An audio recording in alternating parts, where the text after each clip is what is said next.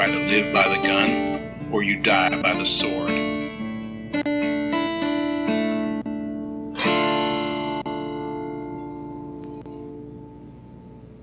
Welcome to the Good, the Bad, and the Weird podcast. I'm Nico. And I'm Chris. And today we have a very special episode for all you listeners. After many, many years of throwing my mother under the bus for a single, but might I remind her, a highly influential lapse in parenting, when it comes to movies at least, as well as her not knowing the other things I was watching when I was younger that she would disapprove of. We are doing a sort of apology episode in another one of, and surprisingly, this is one of my childhood classics as well. This is? Okay. Yes. And one that she adores. Yeah. 1999's Notting Hill. It makes sense that this is one that she loves. This is a classic rom-com. This is such a cute movie. It's so wholesome. It's so sweet. The fact that from childhood, your mom was like, no, we're going to balance out Nico just a little bit. Well, I don't think she even realized, like, the impact that Alien had on me back then. And oh, sure. But, I mean, this is, I mean, if we've talked about what my parents let me watch as a kid before Notting Hill, I'd watched Braveheart.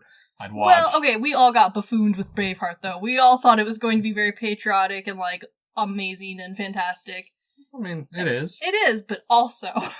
There's a lot that I think as an adult you, like, totally forget is in that movie. We watched it recently. I've already forgotten half of the movie. I just remember very vividly being like, I probably shouldn't have watched this as a young child. Oh, I was fine with it. See, that's the thing. It's so forgettable. Notting Hill, though, not forgettable. Very sweet. Very sweet. And for those unfamiliar, Notting Hill follows William Thacker, a rather vanilla travel bookstore owner who becomes entangled in a romantic relationship with the world's biggest actress, Anna Scott. And for those of you who have not seen this movie, but are on TikTok, this is where the famous sound, "I'm just a girl," comes from. This is the movie. I did not know that was a trend. It is currently a trend. I don't know, like, how popular it is, because, like, every corner is a little different on the internet.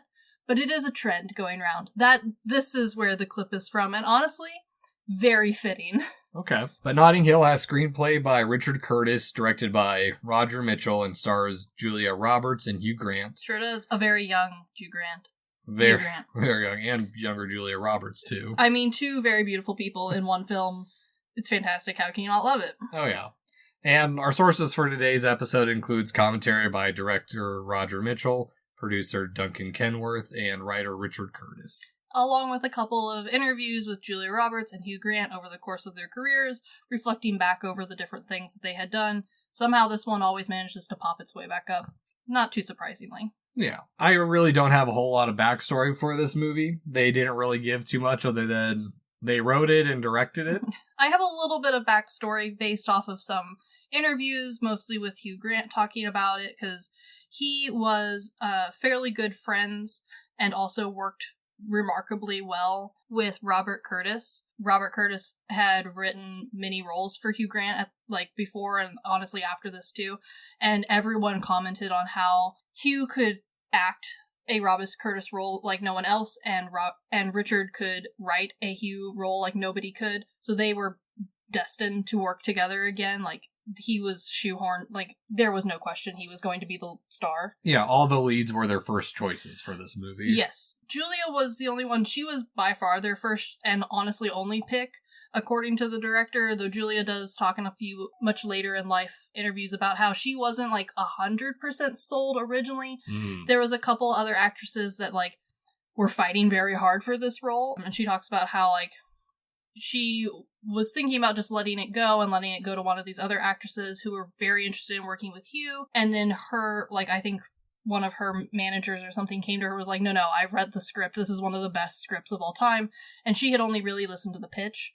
So then when she read the script, she was like, well, I'll give it a shot. And then afterwards reminisces and was like, I almost didn't do it just based off of a slightly poor pitch. And that would have been the worst decision of my life. That movie was great. So. Yeah. Little choices of... Yeah, she just happened to not read the whole thing. She was letting someone else do it, and luckily that person loved it, so... Good on her. So, before we get into it, Chris, what are we drinking today? Well, we thought it only appropriate that a little glass of red wine go with this movie. Yes. To Mrs. Nico's mom. Or to my mother, I guess. Cheers. Cheers. That's right, Charlie. Delicious. Yes. So, Notting Hill. We open on a red carpet and publicity shots of Anna Scott to set up her popularity. Perfect pairing with Elvis Costello's cover of She. Fantastic. Which didn't know was a cover again. Another song that I thought was an original. There's a good amount of very popular music in this movie in general. There's several covers, but the most famous one, piece of music throughout it is a original composed by Trevor Jones. He pulls from a few of the other big pieces and also splits the main melody into two parts, a his and hers, that kind of play throughout the whole movie. The music in this, I'm glad you brought it up from the beginning, honestly, because the music throughout this was something that was well noted from the moment this movie was released. The album was immediately a success. There was, in fact, 2 albums, a British version and an American version, because some of the songs were a little bit different depending on where you got the movie. By a little bit, I mean like very marginally. But it was big enough and popular enough that the CD sold by itself remarkably well. Yeah, it's not like I listened to the soundtrack multiple times as a child either. Oh, and like, this was during a time, too, where soundtracks for movies was already, like, a popular thing to have. Not just for, like, a musical or something like that. Like, it was pretty common for a movie to release its CD, even if its CD was just, like, rehashed pop songs. Yeah, the first CD that I asked to get, not one that was given to me, was Star Wars Attack the Clones soundtrack. A common and best one, honestly. I believe my first 2 was a cassette tape of one of the Mary-Kate and Ashley, like, children detective movies. That was, like, just that. And then the other one was, no surprise to anyone, Shrek Christmas Carols. I'm sure I can understand where those go, because I had a friend who had the Pokemon Christmas soundtrack. Understandable and totally reasonable. No, it was so bad. The Shrek one wasn't any better. I knew it by heart, too. I guarantee you it's 100 times better than Pokemon the Christmas soundtrack. I don't know. There was the 12 Days of Shrekmas as, like, the leading track album for that, and it was bad. It was real bad. I don't remember any of it anymore. Thank God my mom, I think, threw that CD away a long time ago. Good. But I do think it's kind of cool that in this opening they actually use shots of Julia Roberts' actual public appearances as well as behind the scenes footage. Oh yeah, no, this is a very believable rom-com, especially for a very overly British rom-com. This one is surprisingly well balanced, which is great. It plays more, I think, into the fantasy of the whole, like, normal meets pop celebrity sort of status. And I'll get into that a little bit with how they filmed some of this a bit later on. There is some interesting tidbits on that, definitely. Yes, because we fade into our protagonist, Will, in his life and explaining the charms of Notting Hill, his favorite bit of London, people who go into a hairdresser coming out looking like Cookie Monster, whether they want to or not. True. His best friend who was an architect who put his life savings into a restaurant. Good for him. Honestly, not that uncommon. I think I've known 3 fellow architects who put their life savings into both pizza joints, actually. Nice. Fun fact on why Notting Hill. It was solely because the director knew Notting Hill. Like, he was actually familiar with the location and felt that he could, like, relate to it well. The Blue Door's the writer's house. Yeah, so at the time. Yeah, so, like, between the cast, everyone was very comfortable with this location and felt that, like, yeah, we're just picking, like, a normal-ish neighborhood. It's very diverse. It's pretty, like, well-rounded. Yeah, it's like how Alexander Payne shoots, like, there's at least one bit of Nebraska in almost every single one of his movies I've seen. Luckily, Nebraska's very tame and can be morphed into anything you want. Yeah, fun fact I learned about Election. I know someone who was in it. Really? My parents' neighbors. You only get to see her from her forehead up, but she has very red hair. So. But you know what? She's in it. Yeah, no, exactly. I framed that moment and put it on my wall somewhere for sure. That's amazing. Oh, yeah.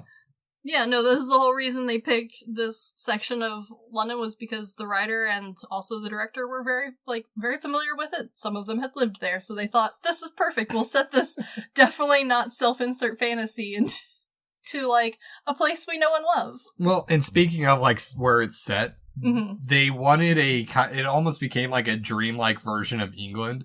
Because for a country that rains all the goddamn time. It sure do. I think it's interesting that they wanted the sun to be a lot and to give it more of a Mediterranean feel, as they put it. No, I think when they said, like, we were trying to give it a Mediterranean feel, I went, oh, actually, now that you mention it, yes, this does feel like it was shot Mamma Mia style. Much closer to Italy and Greece. I haven't seen Mamma Mia. We will eventually have to do it, and you're gonna hate every second. We might start with the second one, because it's honestly the worst. Good. But also, speaking of the locals, Mm-hmm.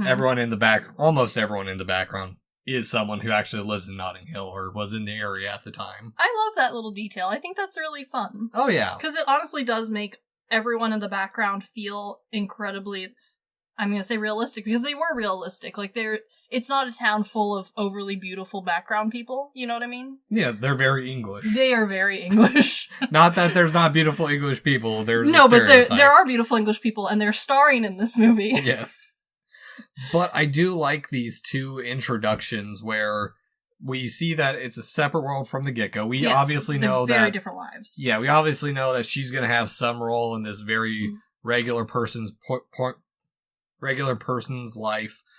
And also, it's not really setting up her world. It's just our perception and the unachievable level of celebrity that she has become, because that's all we know of her is the red carpet in the movie production. True, very true. Yeah. And it's also quirky and charming from the get-go of him explaining the ins and outs of Notting Hill, but also setting up the tragedy of his life where, and I like the writing of this, his wife left him for a man who looked like Harrison Ford. Not Harrison Ford himself, but looked like him. Yes, I also think that this, I mean, it wasn't truly established yet, but I do think this sort of, like, self-narration styling is something that Hugh Grant has since become very good at, and has done several other times in several other movies. I think this one does it arguably the best, because it's not leaning too heavily into, like, him dictating his whole life. You get just enough tidbits to know that he's a little bit unhappy, but he's making it by. He's got weird friends.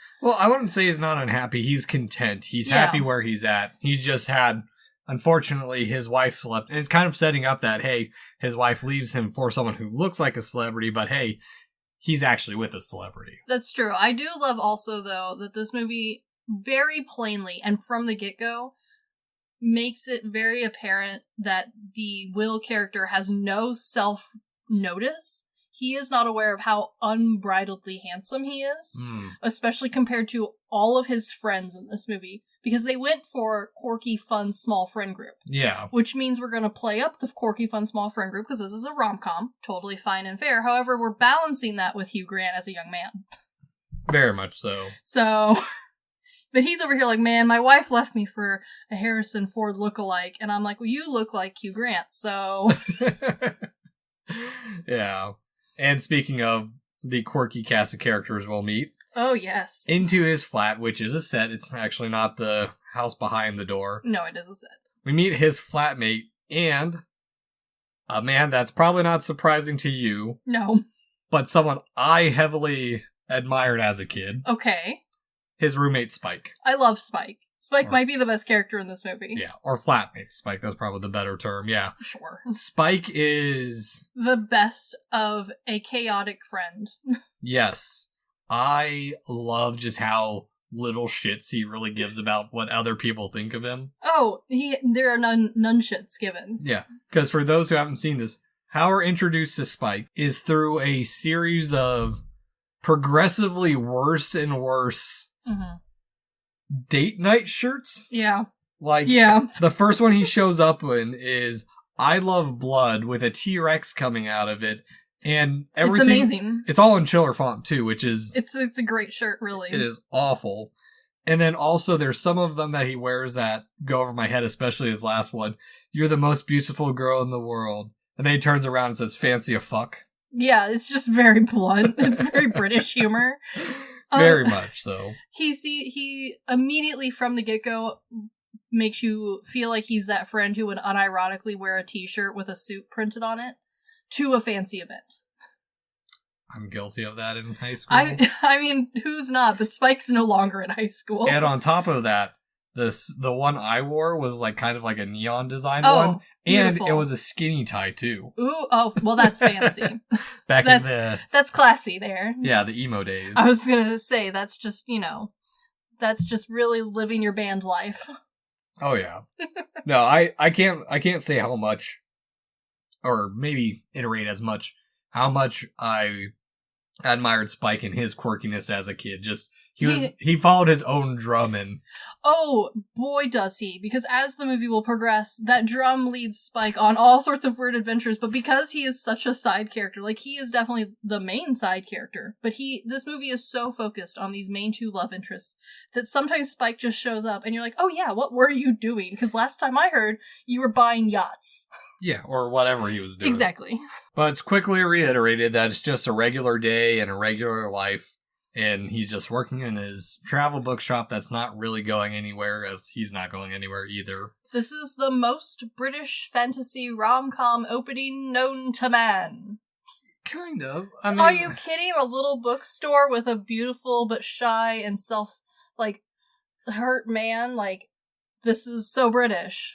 It's, I'm trying not to compare it to, like, Christmas rom-coms. No, I did apply the Christmas rom-com logic, because this one does break the mold. Mm-hmm. And I think that's why so many people found it so endearing, is because this one sets up the mold from the get-go. We have a cute little town or shop. This one happens to be in England, so, check that point. Fun fact, the shop was actually an antique shop with a front in front of it. Honestly, if it had still been an antique shop, that would have still qualified it. Yeah. Book just happens to add another layer, because as we will go through, there are a lot of book mentions that happen to all be true. Yeah, and I wonder, because this movie came out in 99. It did. If we even really have travel bookshops anymore.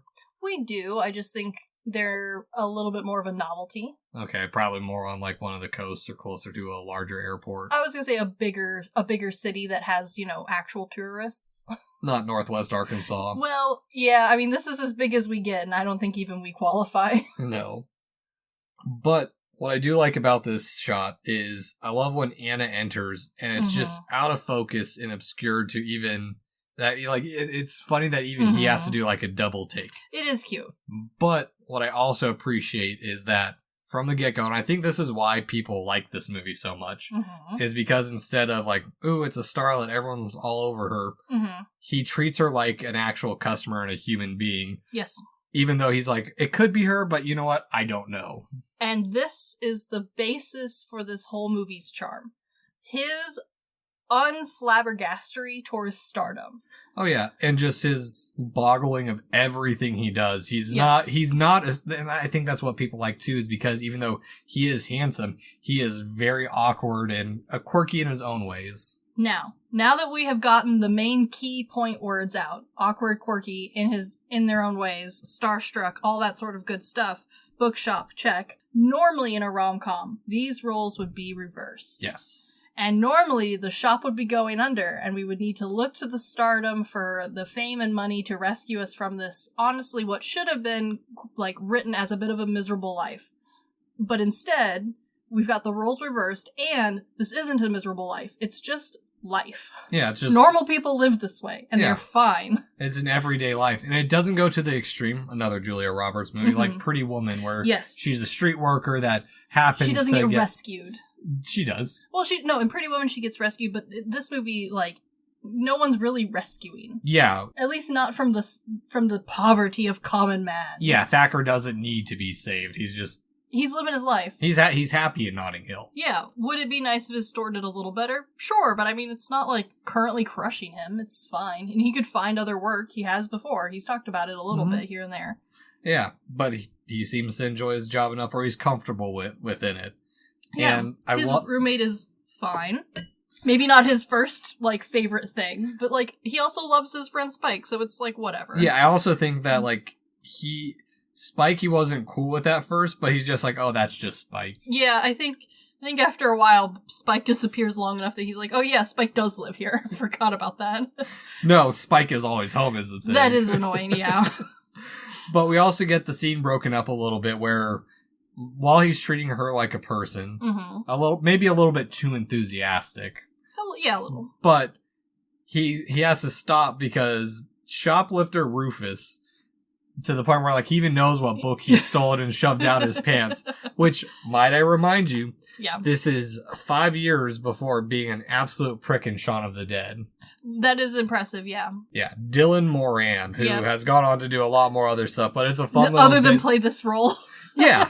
No, it's a good world, though. It's funny. Yeah, especially for someone who, not the same level as stardom as Hugh Grant, but still has, like, a presence within American and other world cinema. And I think this is where, because a lot of people online, when they, like, praise this movie, they talk about how awkward William is. And I would argue that while he's a little awkward, he's not really awkward to the extreme a rom-com normally takes it. Oh, yeah. Normally, they're, like, accidentally supergluing their hands to a statue's, crotch region. Oh no, her son wants a puppy for Christmas, but she's a workaholic, and the hot next door neighbor just happens to have a corgi that he's trying to keep secret from his daughter. Yeah, no, like, it's normally, like, so awkward. Like, the character is usually so awkward that honestly I have a hard time watching, because half the time you're like, all right, you're not being awkward, you're being pick-me awkward, which is just, that's you trying to be that way. Yeah. Whereas in this one, the awkward and comedy comes from other characters who are around Will. Will is a little awkward, but no more than any other human. No. It's just he happens to be surrounded by weird people who shove books down their pants. But that's exactly what it is because he's balanced by the normal people around him. Yes. It's like parts of, like,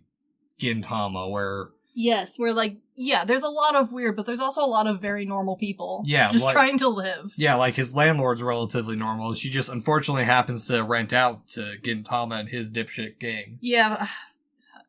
Godspeed to her.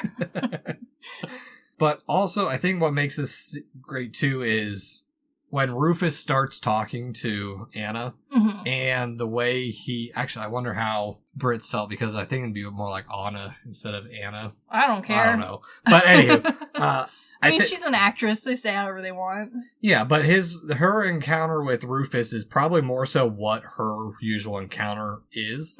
Oh, yeah, true. And I also like that it's outside of the red carpet, and she provides banter back. It's just not like, oh... Yeah, she's not a stiff board. No, exactly. And I think that's what gets it from the get-go. Yeah, no, the roles are not just reversed and like, oh, like, the genders have been switched. No, like the roles have been reversed on, like, who is the shy, normal person versus the over-the-top, but still very relatable, larger than life. Yeah, which is interesting, because the last time we saw her was about 10 minutes ago in the opening of the movie, where we saw her level of celebrity. Yeah, she's crazy famous. Yes. And even when she leaves the store, William's in disbelief. And, like, that's the thing is, like, this could have been the end of it, too, where he's just happy enough where it's like, okay, cool, I met that. But I also appreciate that this is probably going to come up a lot more now that you bring it up. But how normal William is compared to the people around him, where everyone has that level of quirkiness that makes them believable characters. Like, his employee comes back and they're drinking their macchiatos or coffees or whatever they're having. And he's saying, oh, I met someone famous once.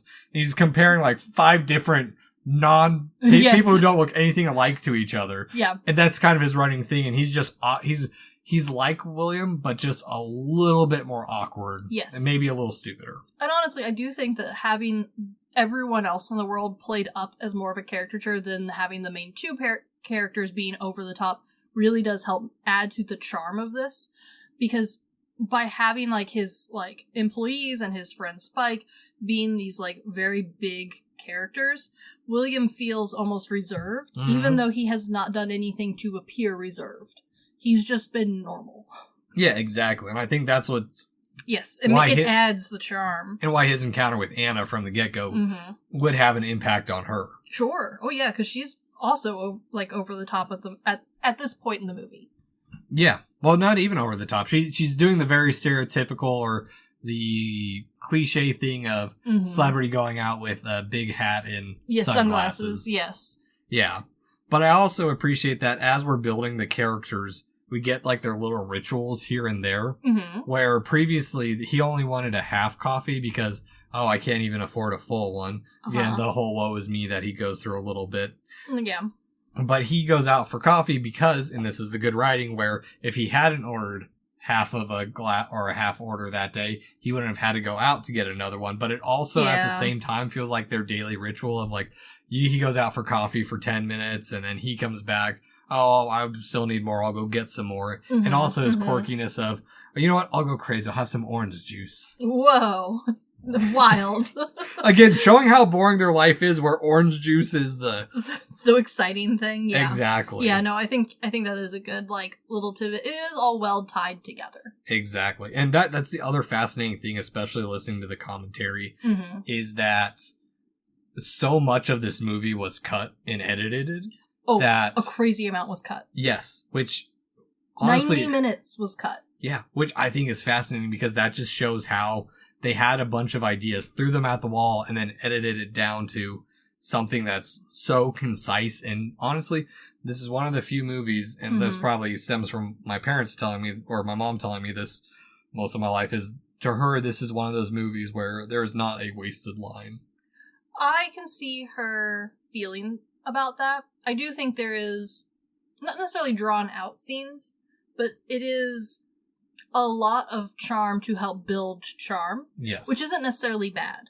But it is one of those instances where, because all of it does work together nicely and because the pacing is pretty consistent, you don't notice that this movie is long.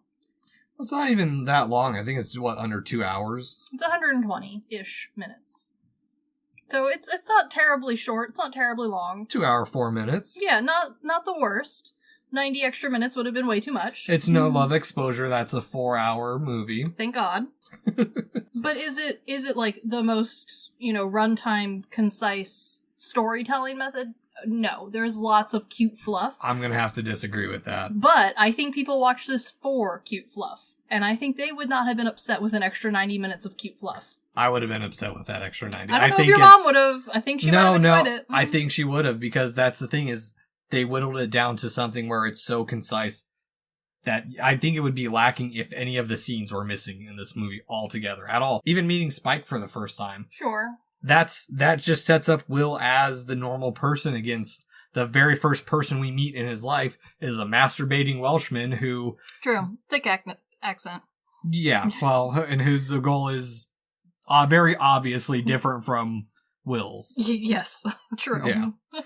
But also, because of this, we get the fateful encounter with Anna, and again, it's without one thing happening, this wouldn't have happened. So if he didn't order that half cup, sure, he wouldn't be here now. The one thing I do think is weird about this bit, and maybe I could be wrong, is he immediately goes to try and wipe off her chest a bit. Yeah, no, this is a little weird. I also think, and maybe this is just a 90s thing, 'cause while this movie came out in 99 and it's not hard set in a time, it's clearly a 90s film. It's not trying to be in the future in any way. It's definitely not set in 70s based or 80s based off clothes and fashion. But it's hard to say oh, this is definitely on the cusp of, that year change. So maybe it was less weird then to be oh, I've spilled orange juice on you. I live across the street. Do you want to come clean up? Well, I understand. Because nowadays the answer is no, you murderer. Well, I mean, hell, we still see it happen. I know, but we have come great strides to educating the masses about the dangers of just walking into random people's apartments. Why true crime now? Yeah, I mean, look, I'm not saying that the cute Hugh Grant character is a murderer. I'm just saying that if he was, that would be a very easy gotcha. Yeah, I mean, I say this. I grew up on Unsolved Mysteries, and I was watching that stuff around this time too. So. Oh yes, no, and like I said, this is clearly set in 90s at some point. So, maybe it was a little less weird to be oh, no, the cute man, he's never the murderer. And, I don't know. But to me, it's a little strange that first off, we go straight for the dab. And then right afterwards, we don't, have to puzzle our way to, ending up there. It's just yeah, fine, I'll go clean up at your place. Well, it's quirky how he does it. It's not quirky. It's charming how he does it. It's because he's here, well, I'll take... it does come across as creepy initially, and she's even where is it? How many kilometers is it? And he's it's about 300 feet that way. The blue door, that's my house. And that's where it's charming is because he seems genuine enough where he's it's here. I apologize. Sure. It's going to be quick and you'll be in and out in 2 minutes. No, it is very charming.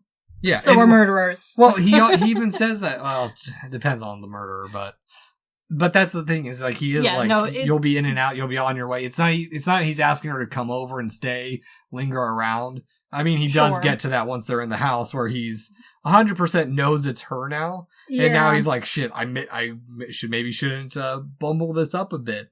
Yeah, I appreciate that he's he's not so lacking in star, like, knowledge and, like, interest that he's like, oh, the world's most famous celebrity, the most famous actress in my home. Oh, poosh, I do not care. I do appreciate that they did write a little bit of him be like, well, I mean, she is famous. It'd be nice if I got her number or, like, well, you know, said hi at least. And at the same time, it feels like he's trying to be very hospitable when she comes back down. Looking very pretty, by the way. Of course. He's like, oh, do you want some orange juice? Very clumsily, like a young, cute.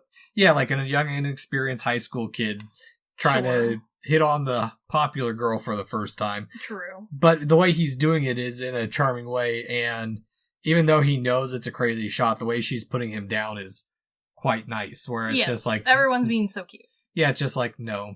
Yeah. No. And it's like, alright, well, cool. Well, it was nice seeing you. And then, also, I do love, like, as you get to see more of their flat this time around, the burnt ironing board, just dishes everywhere. It is not the most bro place ever to be depicted in movie. No. But it is by no means clean. No. We got a random Korean air cutout, which...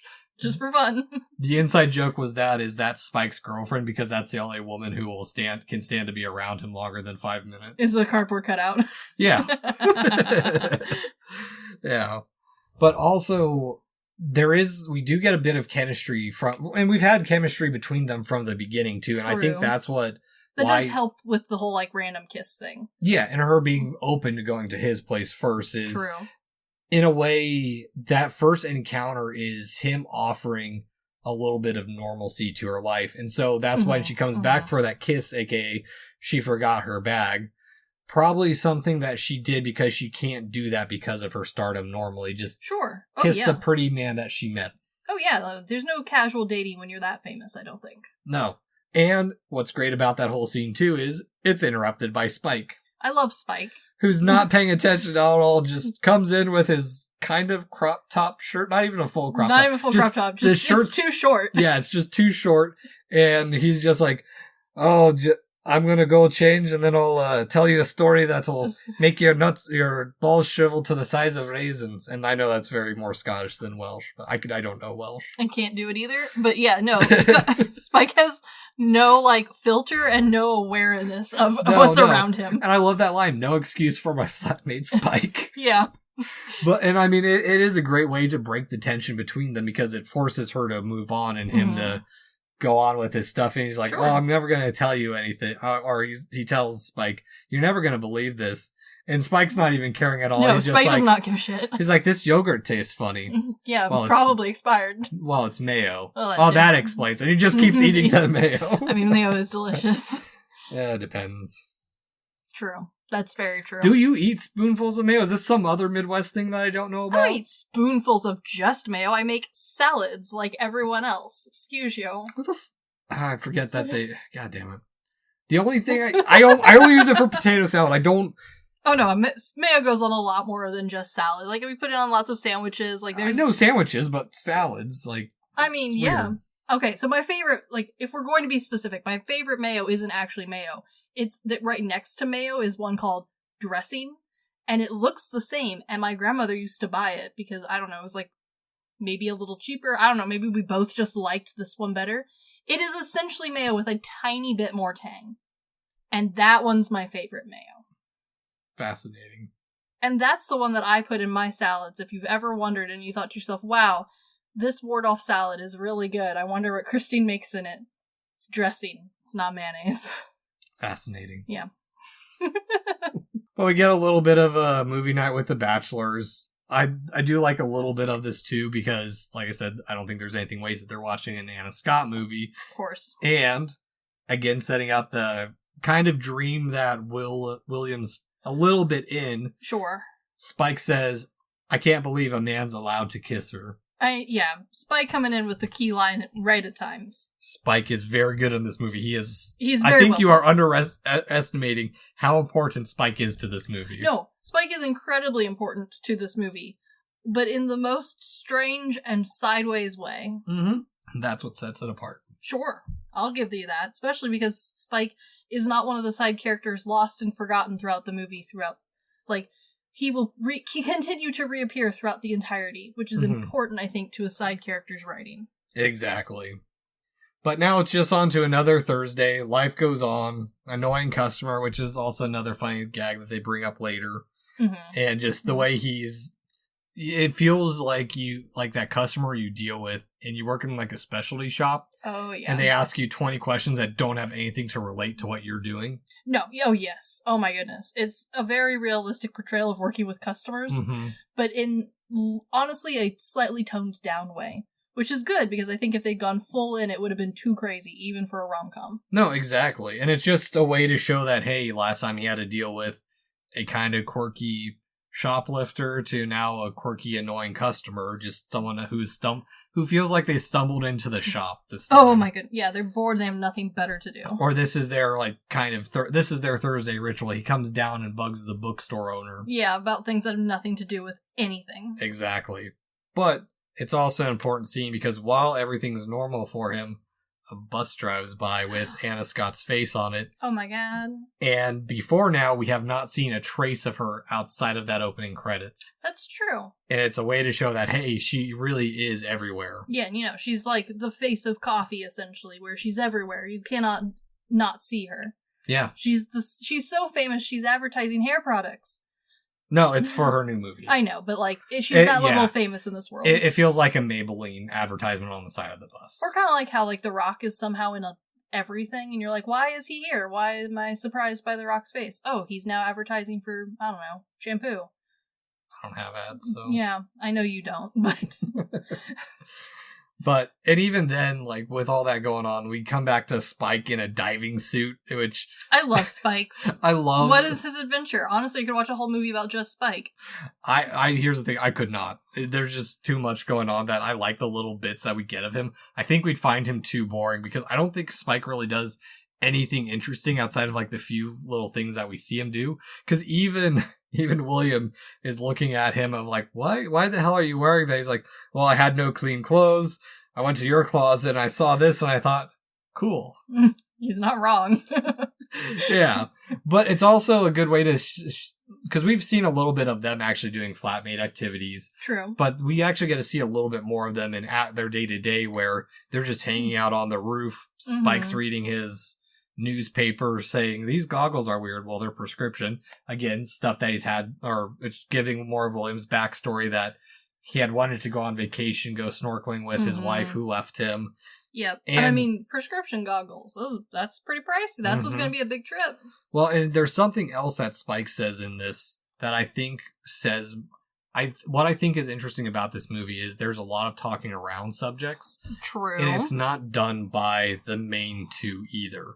Yeah. There's a lot of it done by them too, but it's a lot of the cast around them that makes it more interesting. When Spike says, you should do more of this stuff.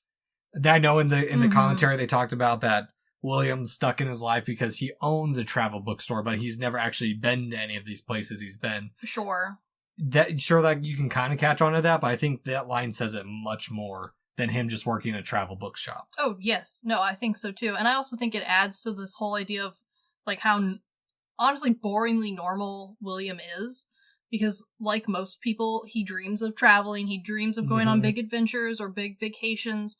And, maybe he got close to going, but, stuff didn't work out, in this case, marriage.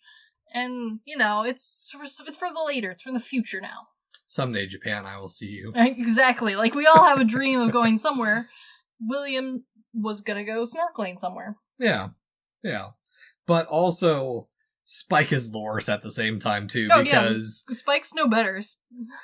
Like, he has no clean clothes, so he's digging through his roommate's snorkel gear. Yeah, well, and on top of that, William asks him, was there any messages? And he's like, no, your mom called. She said that you were going to call her back, but you didn't. Okay, well, that's a message. And then, because here's the thing, is, they leave it there, and he's like, okay, again, to show that he's hoping for one thing.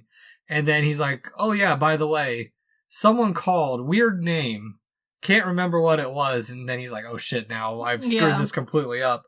And, just the reveal of all that, and then when he does, eventually we find out it's Anna, and he calls her back, and this is one thing I've never understood is, you're playing it cool with waiting 3 days, and it's like, I've never understood that whole, game of, cat and mouse of, I gotta wait this amount of time to respond to her. I think it was much more a thing in the 90s.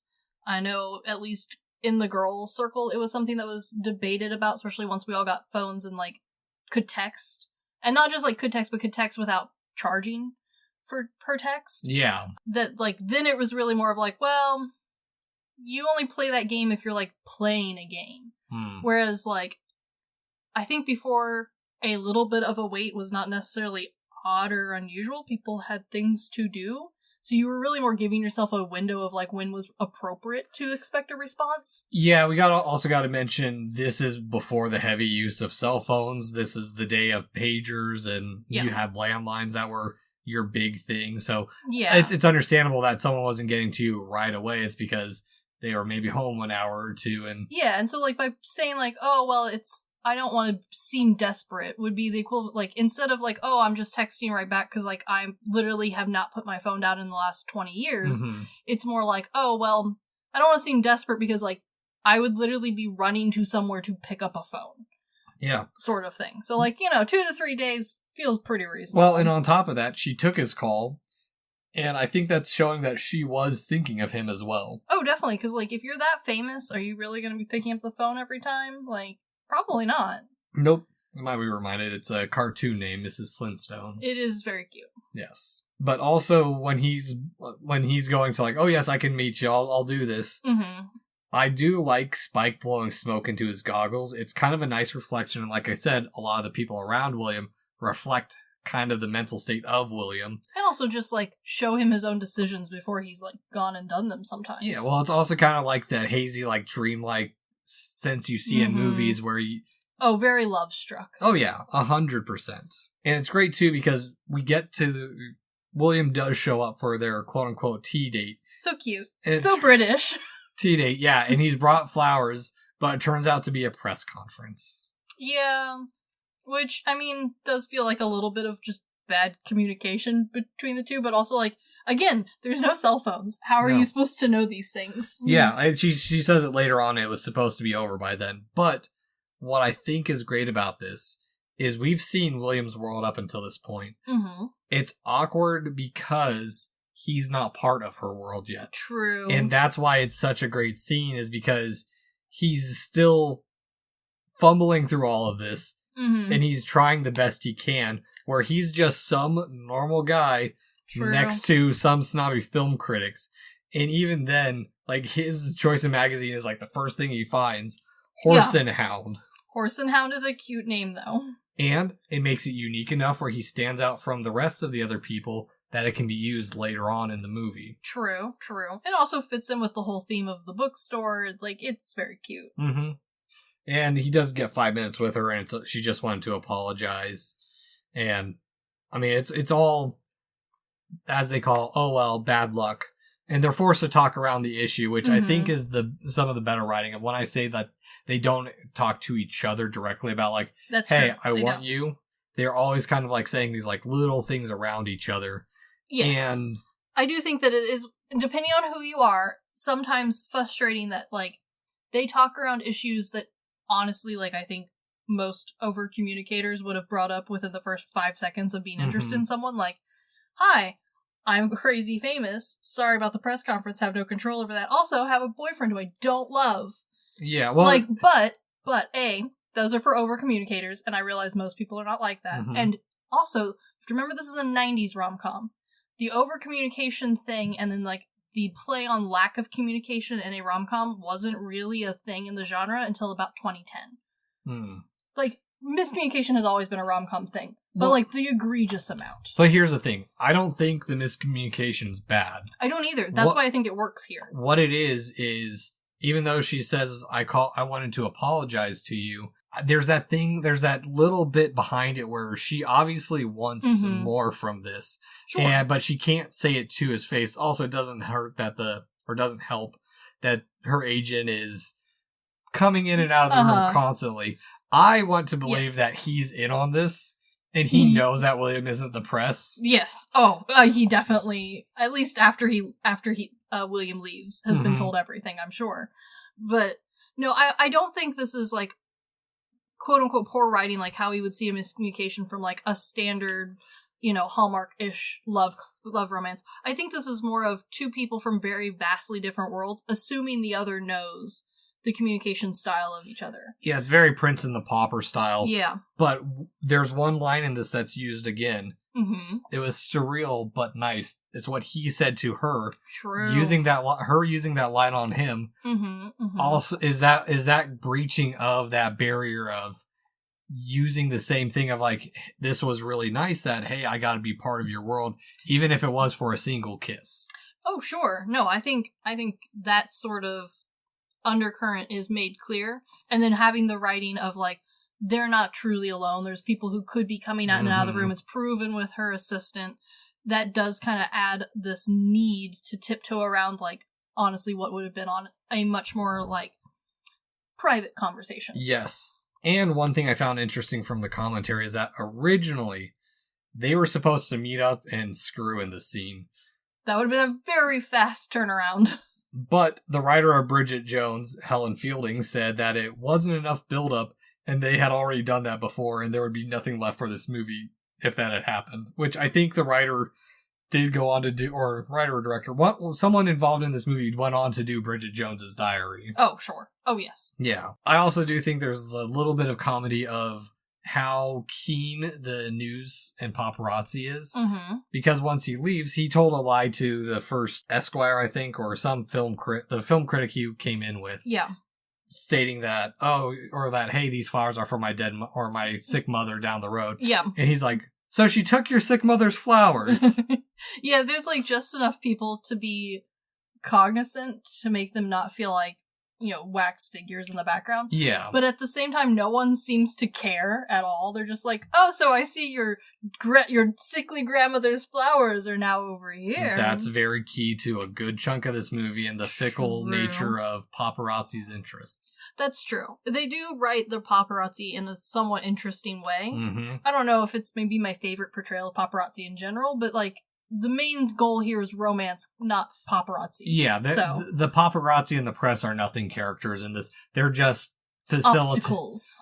They're facilitators of action. I don't think they're Yes. obstacles. They facilitate the next movement within their Sure. relationship. Oh, sure. And on top of that, William is forced into interviewing the other actors, which, why I think this is a great scene, it might seem like a nothing scene to other people too. Mm-hmm. It's showing that he is slowly getting into the swing of things in her life, kind of Mm-hmm. dipping his toes per se, where he's not part of the celebrity, but he's able to interact with celebrity outside of her. Yes.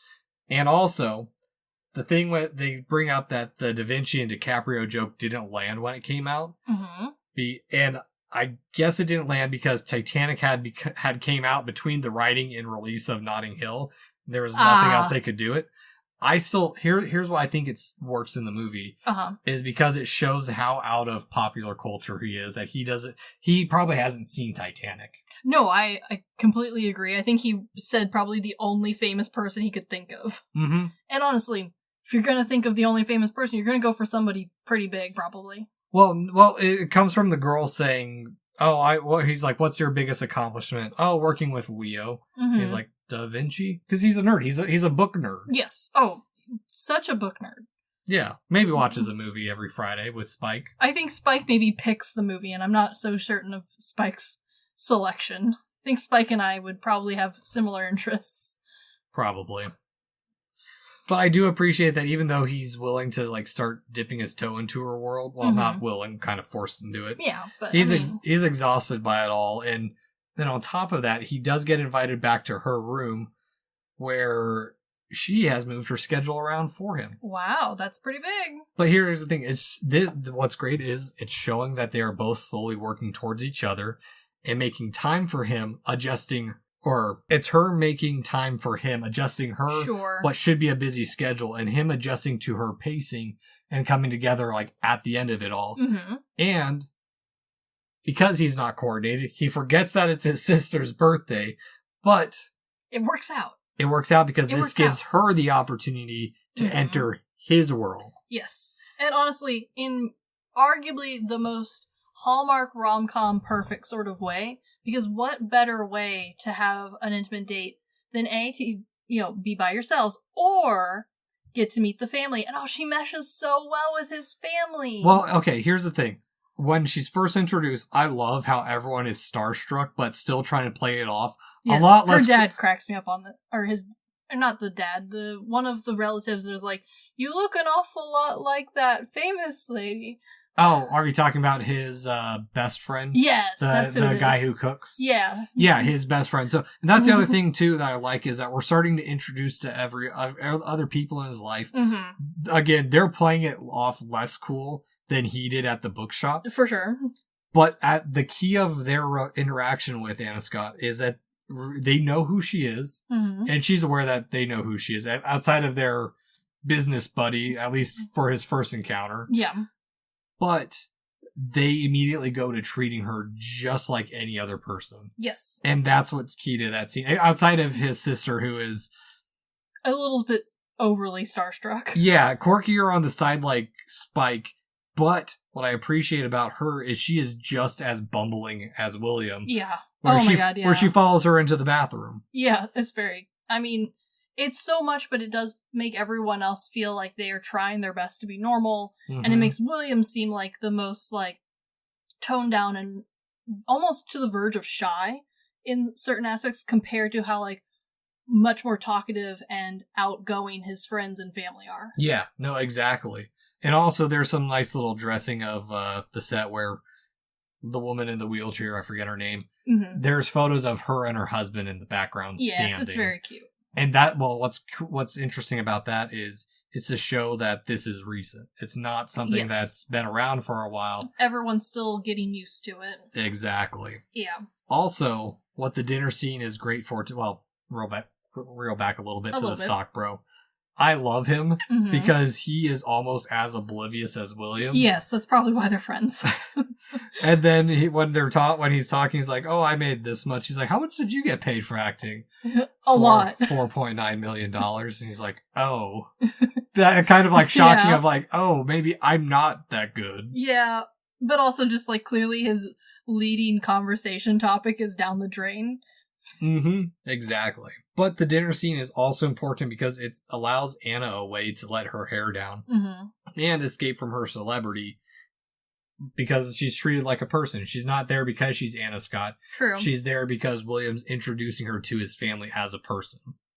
With all of that on top of, I think where a normal rom-com would have her almost be upset and pretend to not be famous at an event like this. Mm-hmm.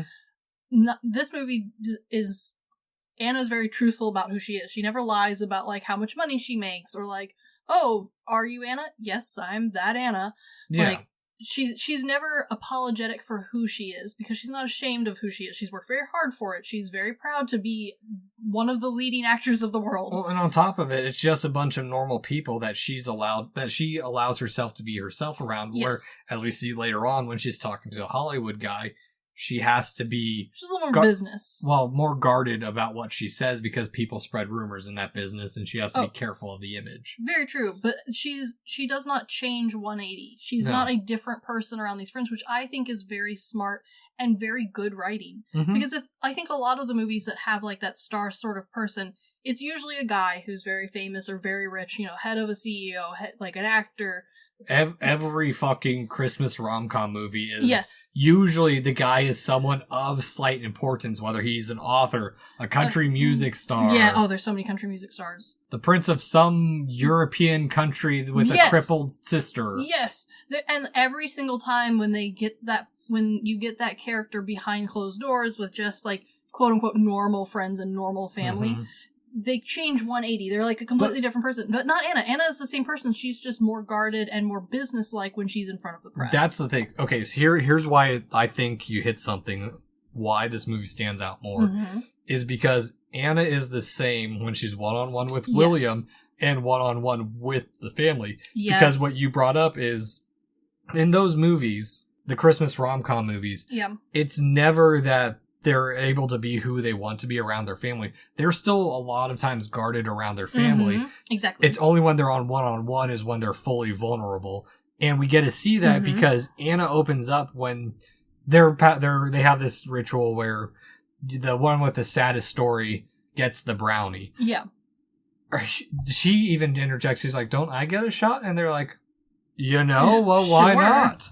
Yeah, Which no. I like that they're taken back a little bit, but at the same time, they just immediately go with it, where it's like, sure, yeah, you get a C. Let's see if you can give us a sad story. She's not the pity pick-me girl. Mm-mm. She's not the overly, like, boss but secretly hates their life sort of person.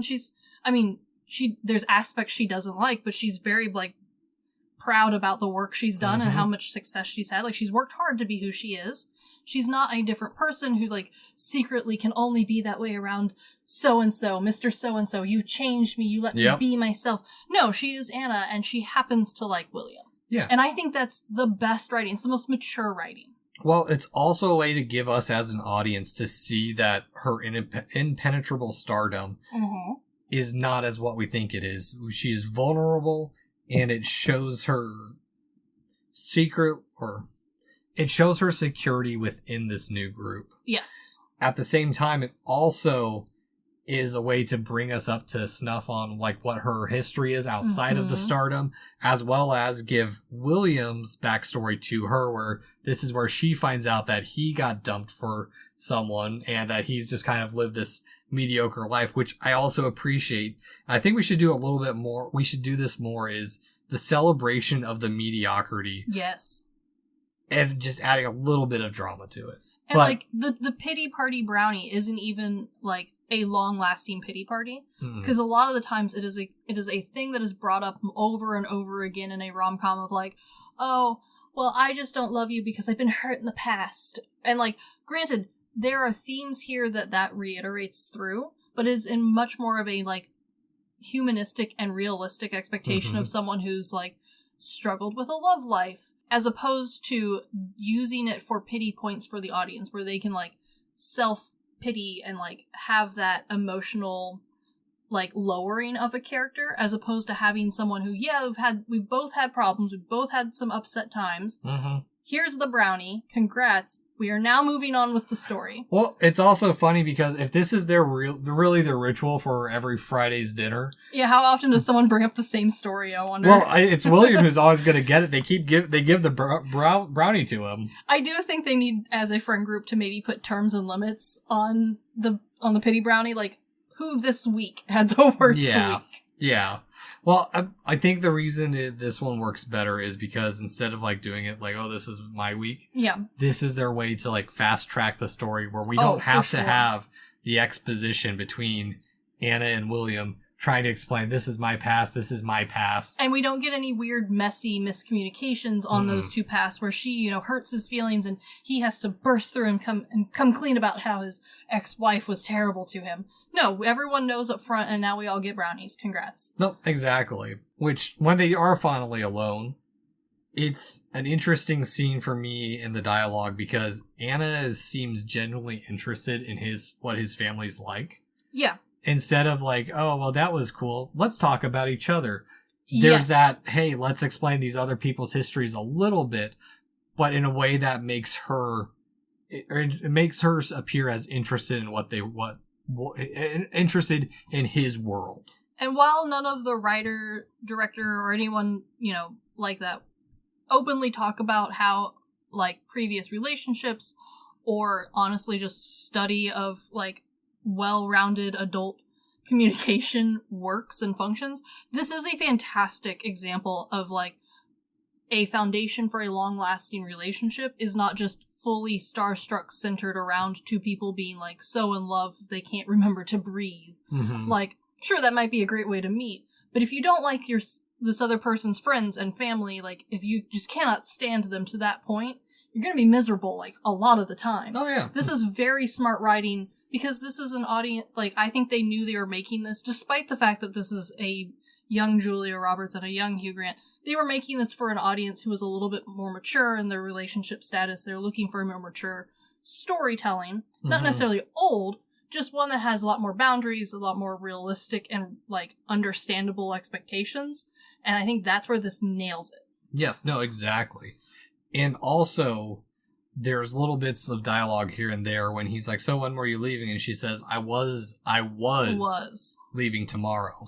This is the only part that, like, for some people I can see how, like, some of this was a little, like, not their favorite. Because there's a lot of, like, very clever wordplay that is meant to be flirty. Mm-hmm. And for some of us, it took 2 watchings to catch the flirty wordplaying. Is that someone you, Chris? Yes, it was. Okay. Because the second time I watched it with much more intent and, like, having read several people's reviews of it and them talking about how this is their favorite rom-com of all time. And as we know, one of my biggest pet peeves in rom-com is the miscommunication trope, which is usually done very, very badly. This one does it well. I will give it that. Yeah. Whereas, like, after the second time, I could see the flirtiness that was trying to happen and how probably someone paying much more attention would have caught the, like, overemphasis on, like, well, I was leaving. Well, and, I mean, to be fair, I have probably seen this movie about 20 plus times in my lifetime. And I think for most people, it's a little bit more, like, quick and on the nose for them, because they are looking specifically for those sorts of words. Language is not my first choice, so, like, I usually miss that sort of stuff. And for people like that, that's what this next scene is great too, is when they go into the private garden, it's their chance to truly feel alone in their own world. Yes, I do love this scene. And this is where they really break down their barriers, where we get the bench in the middle that's like a nice little touch that represents both what they want in this world, where they just want someone to love, and they want a life partner, basically. Yes, they're looking for someone to do things together with. And on top of that aerial shot where she's sitting on the bench and he's just kind of meandering around, and she's like, when she tells him to come sit with her, it's her way of saying that she wants him to have, this is her vision of her and him together on this bench, like the couple that the bench is dedicated to. Yes. And also, it's great because this, for them, just feels like a regular date. But unfortunately, her celebrity does break into it a little bit. A little bit. I mean, it couldn't not. No, of course not. Because, I mean, that's the thing is with this is, when we do see her in the public, a lot of times she's kind of treated like an object, because they're out to sushi. Of course. And, I mean, we have a little bit more on the commentary of the icon, the quote-unquote celebrity and the icon in on our episode with Chicken on a Stick on Tommy last week. Yes. But it's also an interesting bit, too, because, one, not just an object, she's treated as a sex icon, too. Oh, yeah. But it also gives William the chance to try and puff off his chest feathers a little bit and try and defend her. He is cute in his attempts of, telling them off, because I do think it is love that gives him the courage to do something that he otherwise would probably have just been like, well, it's rude, but they're not really hurting anything. I can remove myself from this situation. But he can't now because she's there. Exactly. But also, when she goes to confront them herself, great way to do it, too. I love this. And I know she gets annoyed that she blows up in their face, but I think it's a great scene, too. All the other patrons turn their head as she walks by. This is true. Just the little details that they put into this movie are amazing. I know they bitch about that the prop designers screwed up a few words here and there. I don't care. I think it turned out fantastic. I also appreciate that even though, like, the character talks about how, like, oh, I feel a little bad and I blew up in their face, I would argue that this is a really well-written, strong woman character who's capable of standing up for herself. Her witty comeback is honestly pretty on the nose. She ends the confrontation in a really smart and, like, powerful way. She holds that conversation well. She lets him get his words in. He lets him try to, like, battle for her and be the strong, independent boyfriend. And, when she sees that it's going poorly for him, then she steps in, but she doesn't step in, like, on his behalf. She's stepping in for herself. Exactly. And I think that's what sets it apart instead of having the man stand up for his woman. Yeah, no, he's not rescuing her from anything, but she's also not rescuing him. She just happens to be the more powerful one in this circumstance. Well, what's great about it, too, is it's him trying to enter her world and defend her through how he thinks his world should defend. True. When it's kind of the opposite, where she's such at that high level of celebrity. He can't do anything. Exactly. It has to come from the horse's mouth, so to say. True. But date went well. It did. Very cute. Up to the hotel room, which shows how out of it he is that he didn't know that she had a boyfriend.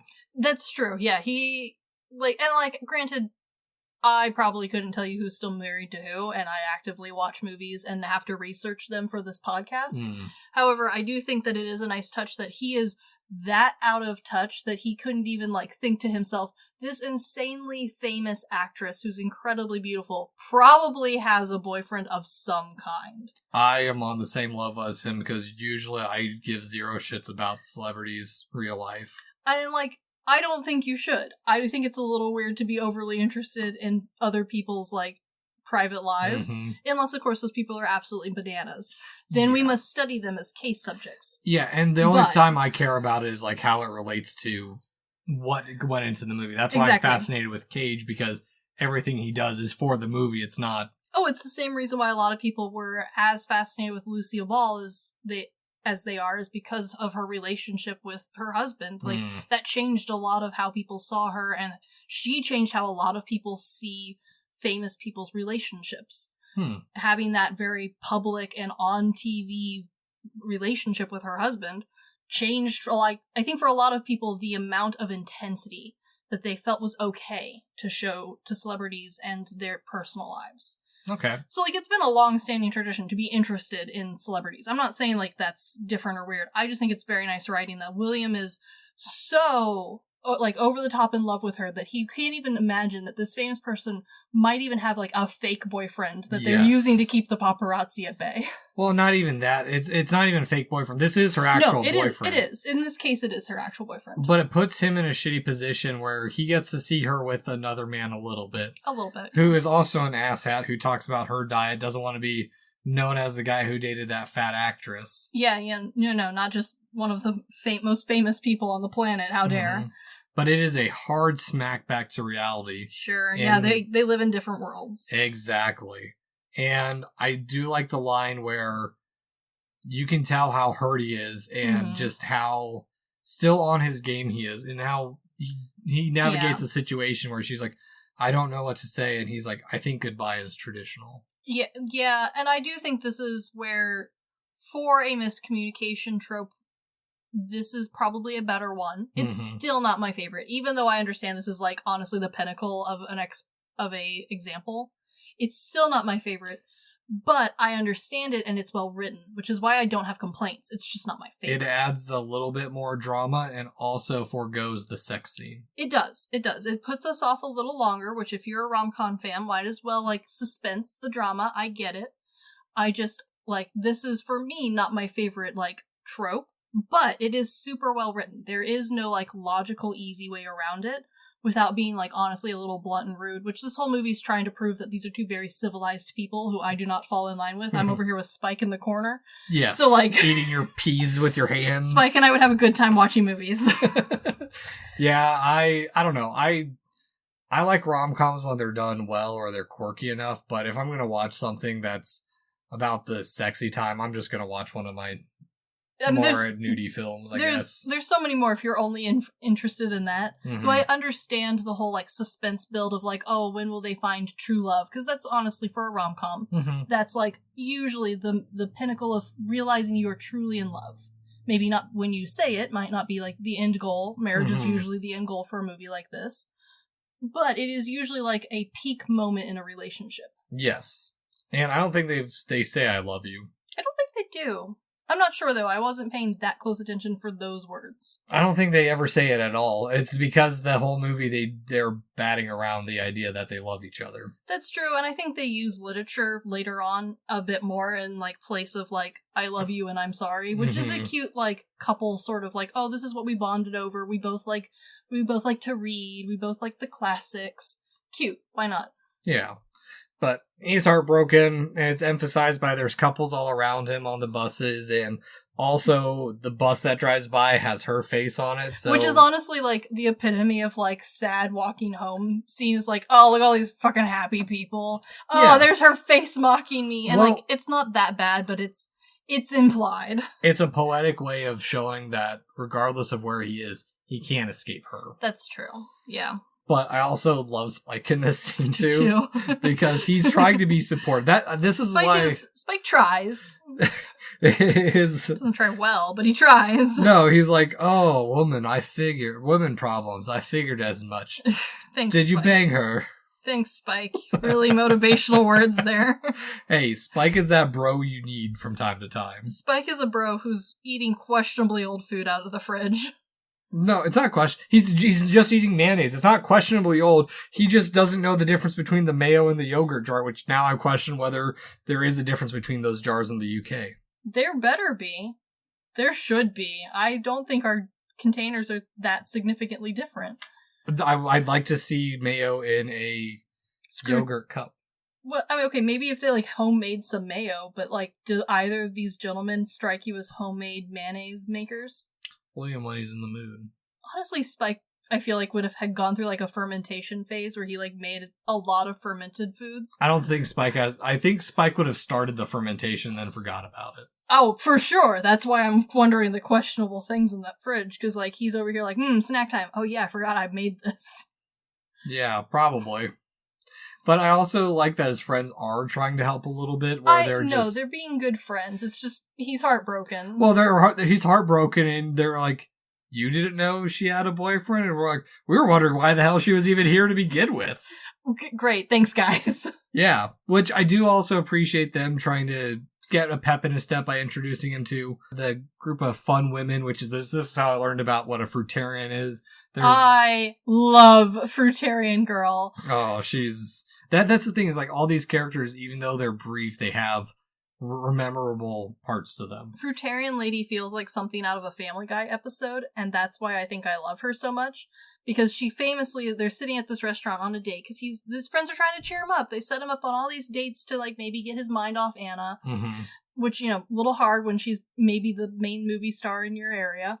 But in your area, in the world. Probably. I mean, according to the movie. Yeah. And he's on one date with this one girl, and she's, like, ordering very oddly, and he's like, what's that about? And she's like, oh, I'm a fruitarian. No, it's not ordering. They bring her over for dinner the same way they did with Anna. Yeah.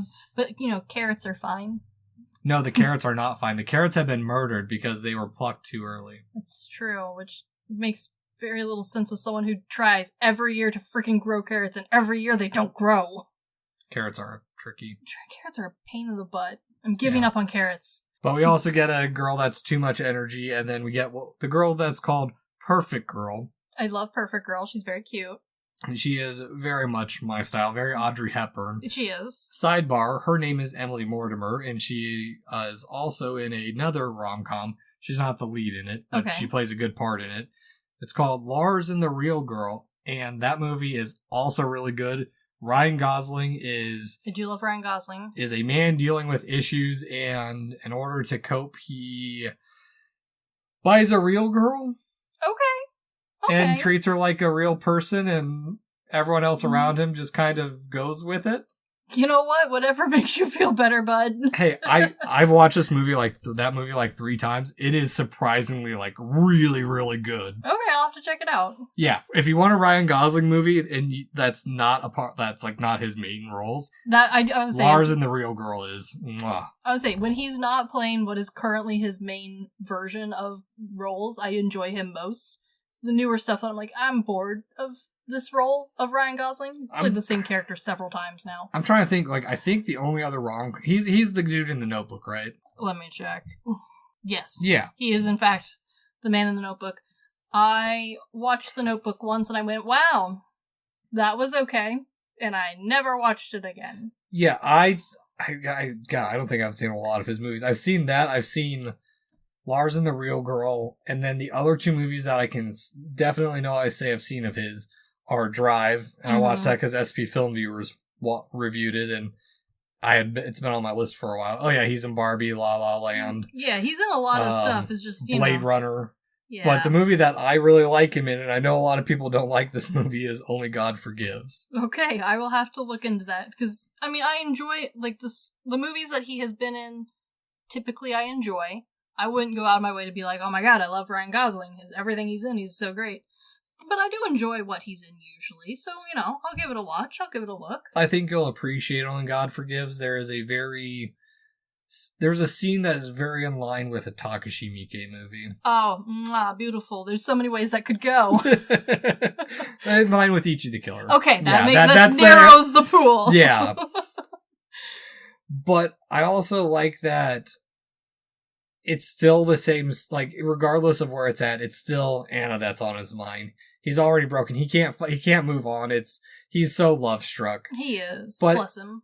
It's also a nice reveal of this pair of friends that we learn that he used to be in love with the wife, but she couldn't stand. She only really saw him as a friend, and then his best friend married her. But they're still friends because they understand that's how that works. Yeah, I mean, it is a good set of friends, and it's honestly a very realistic set of friends. I appreciate that they try to get him out of his funk, but it's not a try that's so unrealistic. They just set him up with a few people they know, and they do their best to host, you know, like, oh, you don't have to take her out somewhere and be uncomfortable. You can host here, you know, we can help, you know, lighten the boat of, like, trying to meet someone new. Yep. Which is very cute and very sweet. It's just, the people they picked were a little awkward. Well, it's a natural reveal at key moments, and it's none of those remember when, or none of those super expositional scenes where it's just, oh yeah, we did this on X, Y, and Z date. And just also the way they talk about it too. Like, the dialogue is great because as much as I feel William does have affection for Spike. Oh yeah. There's the line where he's like, all that waits me at home is a masturbating Welshman. Well, he's not wrong. Which shows that he's very at home with his friends and not with Spike at the same time. That's true. Yeah, Spike's never at these dinners for probably very good reasons. I was going to say, Spike might not be invited to these dinners. Yeah.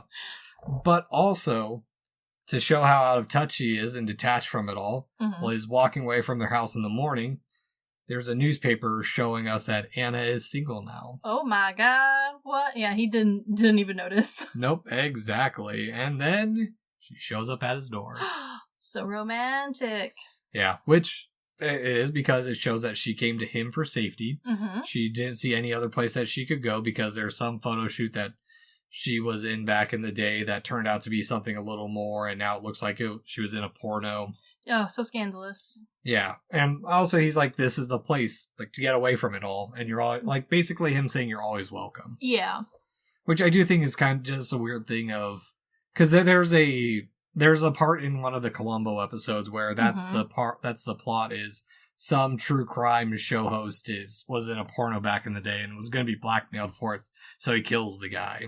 Yeah, I mean, it was a pretty common trope in general. I think it's died out in favor more recently just because the internet has changed. The way pornos are seen, I think, has also changed. I think to an extent, too. With the rise of Kim Kardashian, I think most people have changed their view on, like, how detrimental it is. Yeah, for some, I think it can still be detrimental. Oh, for sure. It's not like, everyone's perfectly fine with it. I just don't think it has quite the same level of, like, full devastation that, like, a 90s film will have. It's not like what I see in Japanese cinema, where there's a lot of crossover between that, especially in, like, the lower budget movie genres. Yeah, it's. I mean, especially for a 90s film that could be placed anywhere from early 90s to late 90s, like, you're guessing that, like, okay, well, she's hoping to let the news people die down a little bit. She can maybe get a job at for a new movie or have a new project come out and be released, and that will change everyone's tune. Not even that, just get away from it all. I think that's the thing, is because that's exactly what it is because William gives her normalcy. Oh, for sure. No, she herself wants very much to just, like, maybe escape into his world. But in reality, like, she's also fully aware that, like, if this doesn't work out, letting it blow over for a little bit and then coming at the public with something different to get them interested in probably wouldn't be a bad idea either. She just needs time. Yeah, like the goal of Shaun of the Dead, where his goal is just to go to the normal pub that they go to every day and wait for it to all blow over. Yeah, yes, exactly. But I also love that while this is a serious moment, we get Spike. We do get Spike, bless him. He's still home. Well, no, he's not home. He comes home with magazine in hand, very excited to go up to the bathroom to probably rub one off. Well, you know, it's Spike. We can't expect much from him. It is very awkward when she's like, so you must be Spike. And he's like, well, that's naked Anna Scott. And it just comes out and, like, praise, thank you, God. And then even Spike is a gold mine. And even goes back in to check just to be like, just wanted to make sure. And she's like, yes, I'm aware, leave. No, she doesn't even tell him leave. It's just like, he'll leave on his own. He will. You gotta get it out of his system. Yeah. And also, this scene does, it's a nice little breakup of her coming to him, Mhm. and then them having an emotional moment where she's there to genuinely apologize, because she was already at the end of her previous relationship. She already saw it, and so she was already moved on, but her boyfriend wasn't aware.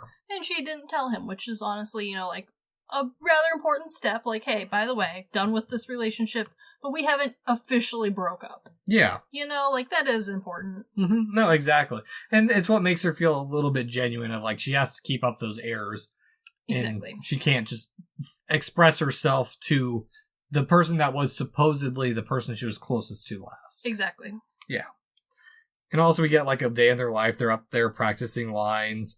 We get a line that's used later on that it's whatever movie she's going to be in. It's on, like, a spaceship or something. Something like that. And it's no Jane Austen or Henry James. Yeah, so they have a connection with classical pieces. Mm-hmm. Well, it's also just showing how love should be. They should just be happily existing together. Yep. She makes comment on the painting in his room of the cover of the book. Les Maris. Yeah, some famous painting. That's what she thinks love would look like. Yes, so it's a painting from a book. The book's called The Bride. It is a real book. It's from 1950. It was written by Mark Kagel. The movie had to get specific permission to create that painting for the movie, because the only one to exist is currently, like, specially held. And they were worried that if the reproduction painting got free into the market, it would cause some pretty big damage to the value of the original. So they got permission to make it, but then they had to agree to destroy it immediately after.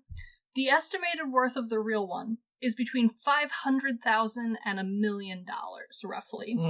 So you can see why they had to agree to destroy the reproduction. But it is real. I was kind of thinking it was made up for the film, and they were just using, like, some of the, like, keywords. No, as far as I can tell, most of the books that are mentioned in this movie are real, which is pretty great. Yeah, no, exactly.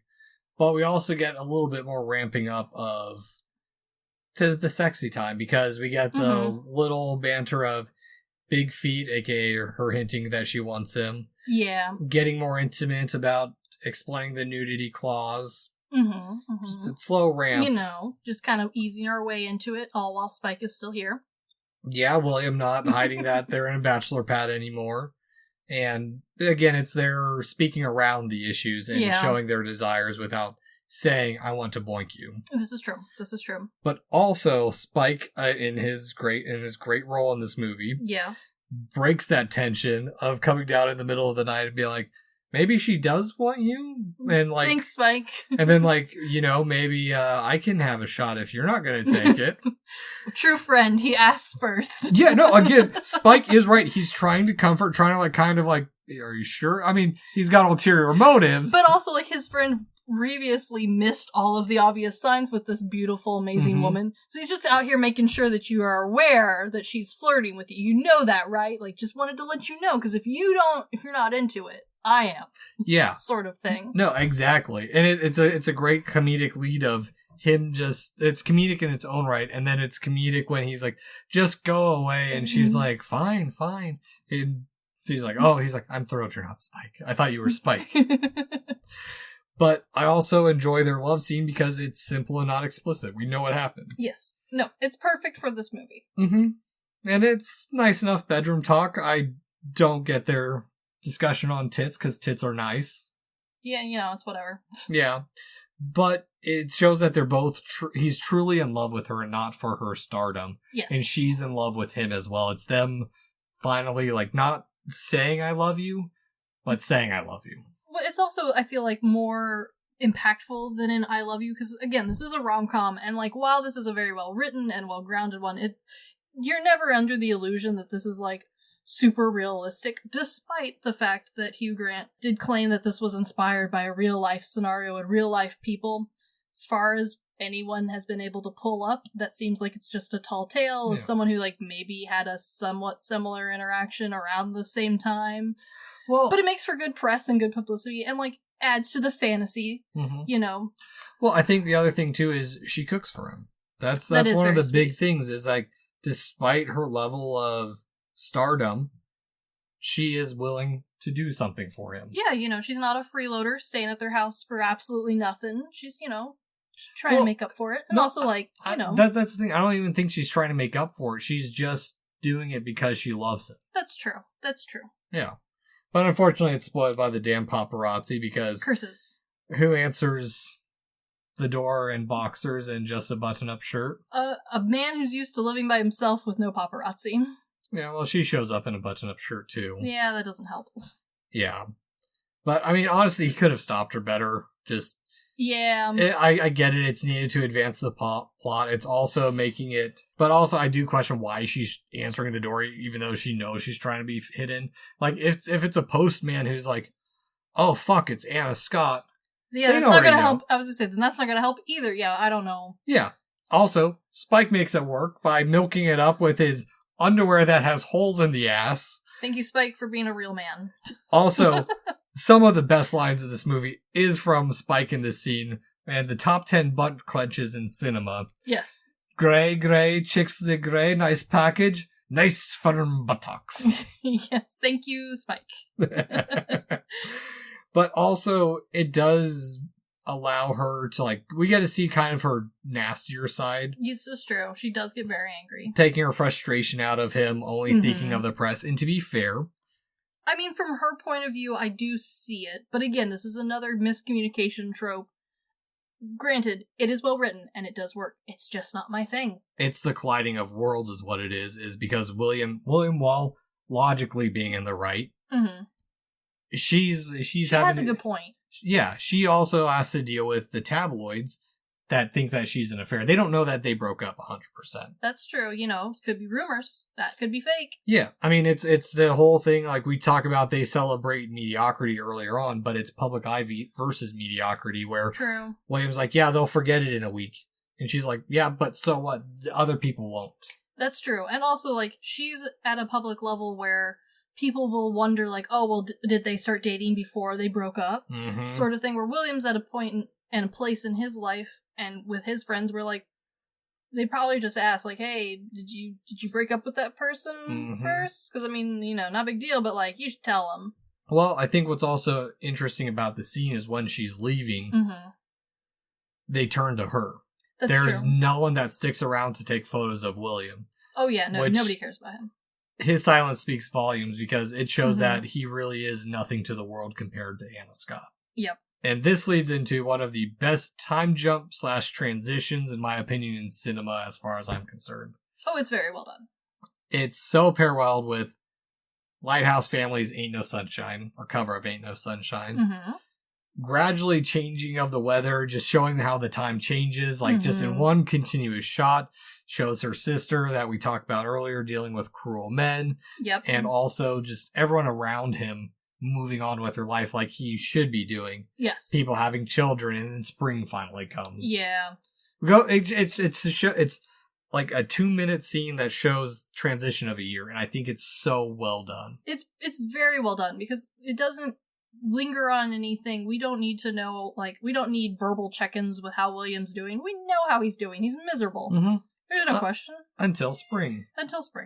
And that's what I like, too, is from there, because we go back to the bookstore. Again, it's that transition. Whenever shit goes bad, it's back to the bookstore where it's going to be just another normal day for him. Yep, it's just okay.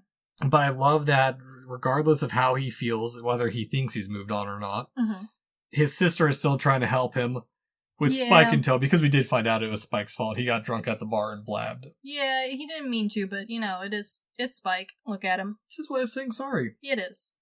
He's a good guy. But he supposedly is moving on. Yeah. And he says he is, anyway. Yeah, and we get their dinner with their friend from the beginning again, using, all these, little one-off lines that show up way down the line. Their architect friend, now restaurateur, is closing. Yeah. Not surprising. Good speech about the crapshoot of life, or the crapshoot that life can be in finding happiness and just taking it while you can. True. But I also enjoy this scene too because it's really showing that William's not moving on. Yeah. And there's that little bit with his sister that she's getting engaged, but she's just telling Spike now. Yeah. Which I appreciate. Spike's just there for the road. He's like, groovy. Good on you, Spike. Yeah. But I also love that even though William's trying so hard, his friends are like, yeah, you're full of shit, man. And, and I think for William, his idea of moving on and the rest of the world's idea of moving on are shown here to be different. Mm-hmm. Because I think this is probably the same set of, like, steps he took when his wife left him. Yep. Was, well, I'm not actively crying and moping, but, like, he's also not thriving, right? Like, he's not going out and doing anything that he clearly loves. He's not pursuing any new goals. He's just continuing on, and to him, that's fine. That's enough. But Will doesn't have any goals outside of Anna, as far as we know. Well, he was going to do all this other stuff, and then that went on hold with the first time that his heart got broken. Arguably, the whatever new goal he thought he could have had, that's back on hold, because he's just going to muddle through the normal day, and that's fine. Yeah, but we don't have that setup of a goal outside of Anna. That's the thing. Sure. Yeah. But we are told that, hey, she's filming in London, you should go see her, which he goes to it. Yeah. I love that he just walks on set expecting her to, like, let him in. I mean, it's the 90s, why not? Mm-hmm. Well, we get a little nice nod that, hey, this is a Henry James movie, a.k.a. She took his advice, she's still thinking of him. Yeah. There's that little bit of them both wanting more, where seeking at least some kind of closure, as she says, let's have tea later. Let's drink tea later. Yeah. Again, tying back into their first date. In a way. Date, yeah. But it's all shot to shit because she's talking to a man that says, oh, I don't know who that really was. Yeah, very dismissive. Yeah. Well, again, it's a way of showing that he's not fully adapted to his world still because... Mm-hmm. Yeah, he can't pick up on the whole, like, oh, she doesn't want to talk about her personal life. It's not like where William has that close group of people, because he's obviously a little bit close with his employee because he shows up at their wedding later. Yeah. But she's not close with her fellow actors. Yeah, it's not the same type of friendship. It's just a colleague sort of situation. Mm-hmm. And that guy doesn't need to know her life. Exactly. Again, good way of showing immaturity and not fully into each other's world. Yeah. But she comes back with a gift and an apology. Yeah, so nice. Yeah, and I do like the nod. He's like, so seeing anyone? He's like, Spike and I will marry immediately. Yeah, it's great, but also it's her way of coming to him. True. And breaking down that, again, she's fucked up. Mm-hmm. Mm-hmm. And it's a good way of that whenever she's in the wrong, she goes to him to apologize. That's true. Mm-hmm. But I also like that semi-end cap being how she said no in their first real meeting, Yeah. I mean, it does, I think it helps balance her as the power levels of her. Mm-hmm. Because it's giving both of them the ability to step in or out of this relation as they so want, as opposed to having, like, one character who has all the power to say no, versus the other person who's so over the top, so overly starstruck or in love that they have no other ideas or thoughts. Like, both of them would like to be in love and together, but they both also have the power to say, like, no, I don't want to be in this relationship. And that's what's great about this scene, is because it's the first scene that they have been truly articulate with everything. Yes.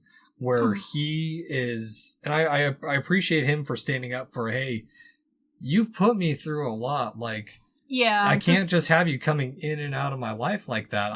I'm a normal person. This might be normal for you, but I can't deal with it. Well, it's also, I think, a good like, boundary to be showing on a movie, as far as, like, where the end goal of the movie is, like, a long-term, quote-unquote, normal, happy relationship. There's no doubt in anyone's mind that that's the end goal of this movie from the get-go, right? Mm-hmm. And so, like, by having that boundary be spoken and also, like, shown that William is justified in asking for this, I think it helps normalize the, like, meeting of their two worlds. Exactly. But here's the thing, too, is, and to be fair, she did previously put publicity first. That's true. But regardless of his response, this is the first time that they're fully open, and even she's open, where she snaps him into reality with one line, I'm just a girl standing in front of a boy, asking him to love her, reminding him that she's just a person too, and he's lost it a little bit in the stardom. And starting a TikTok trend of people doing weird-ass things and claiming, I'm just a girl. Or are they using the Britney Spears, I'm just a girl? No, I think it's from this movie. Granted, I could be wrong, but I'm pretty sure it's this one. I don't know, I'm not on TikTok enough. It's okay. But it turns out that the gift she gave him was the apartment, or was the painting that she liked in the apartment of what she thought love would look like. Oh, so cute. Yeah. Supposedly, from some of the scripts that I found to read through and make sure I was understanding plot and things correctly, supposedly it's supposed to be an original copy. So, the fanciest, most rich, expensive gift known to man. This would have been, again, worth somewhere around $1 million.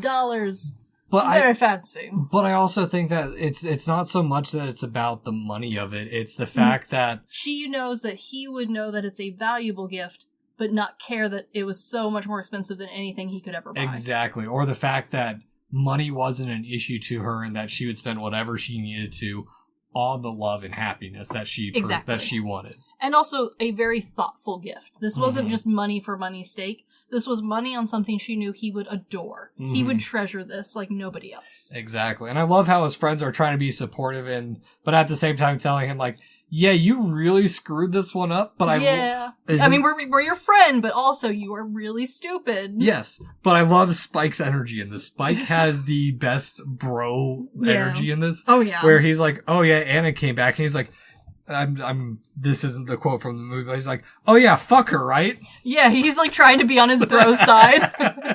Yeah, I love it.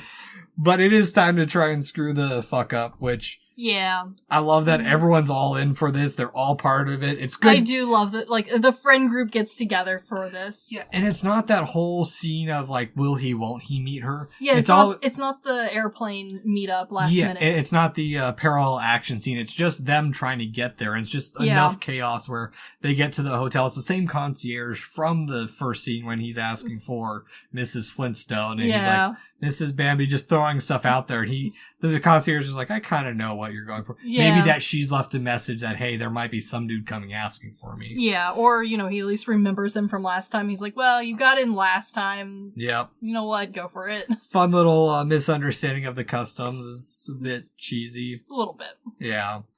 But we told it's at the Savoy press conference room. A little bit more chaos. The Savoy. I enjoy pulling the disability card. Again, something that doesn't seem like a big part of the movie, but actually keys into it. Well, and it's not even something that she shows up last minute. It's this is something that we have talked about and built up a little bit, so it pays off. It doesn't feel last minute or out of the blue.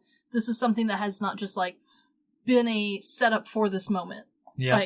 This was something that they had to talk about and be like, well, this is part of my life. It's been something that as a friend group we've been struggling with, and we're getting through it. We support each other. This is evidence of that support. Turning the negative into a positive. Exactly. And I do love that when he does get in there, he's not trying to get in front of everyone. He's just trying to meld in with the crowd. Also, their color changes. The stereotypical colors are reversed. She's wearing blue, he's wearing pink. Although if we really go into it, that was changed by, what was it? Roosevelt's wife? It was Roosevelt's wife, yeah. Yeah, because pink used to be the color for baby boys. Yeah, a strong masculine color, but still soft for a baby. Yeah. And blue is for girls for some reason. Because it was the opposite. Yeah, I guess. It was soft, it was gentle, it was sweet.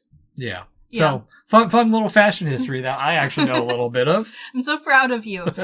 I do think it does help, because throughout this whole movie, it is something that is a little hard to miss, especially if you are a rom-com fan, who, let's not lie, that's who this movie is for, is other rom-com lovers. And so, the fact that she has actively played a more masculine-esque role for a rom-com, but done so elegantly and still femininely, has been immaculately written. Yes. And also what's great about this scene is... One, he's answering to Horse and Hound. Yes, again. Again, little bits that you wrote that come back in later.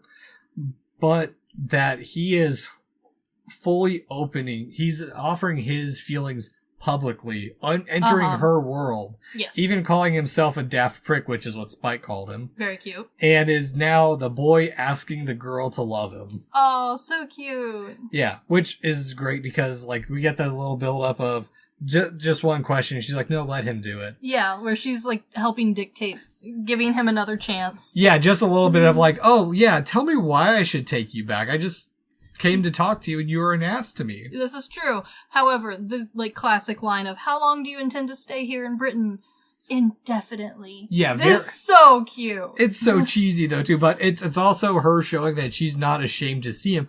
But what's also great about the scene too is he says, what about that young British man that you were seen with? And then someone corrects him with the actual name. It's just showing that how much the paparazzi and press have forgotten him, that he's not recognizable. Oh yeah, like none of them even realize it's him. Mm-hmm. Yeah. Nope, not at all. And it's a beautiful moment too. It is. It's very sweet. Because we fast track to the wedding, happy ending with she again. Yeah.